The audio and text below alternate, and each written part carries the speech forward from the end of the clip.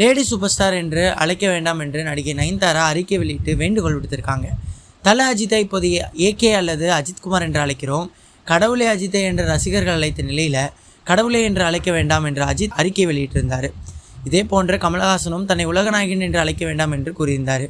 இந்த நிலையில தான் தற்போது நயன்தாராவும் தன்னை லேடி சூப்பர் ஸ்டார் என்று அழைக்க வேண்டாம் என்று அறிக்கை வெளியிட்டு வேண்டுகோள் விடுத்திருக்காங்க.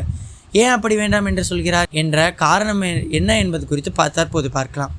தென்னிந்திய சினிமாவில் நம்பர் 1 நடிகையாக வலம் வரும் நயன்தாராவை லேடி சூப்பர் ஸ்டார் என்று அழைப்பது வழக்கம். இனிமேல் தன்னை நயன்தாரா என்று அழைத்தாலே போதும், லேடி சூப்பர் ஸ்டார் என்று அழைக்க வேண்டாம் என்று கூறியிருக்காங்க.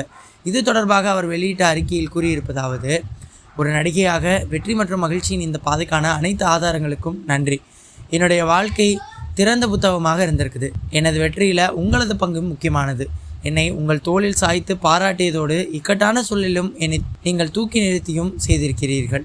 என்னை லேடி சூப்பர் ஸ்டார் என்று அழைத்து வந்தீர்கள். உங்களது அன்பு மற்றும் ஆதரவின் மூலமாக கிடைத்த இந்த பட்டத்திற்கு நான் கடமைப்பட்டிருக்கேன். இனி வரும் காலங்களில் என்னை நயன்தாரா என்று அழைத்தால் போதும். ஒரு நடிகைக்கு பட்டமும் விருதுகளும் முக்கியம்தான் என்றாலும் கூட என் பெயர் தான் எனக்கு எப்போதும் நெருக்கமான ஒன்று.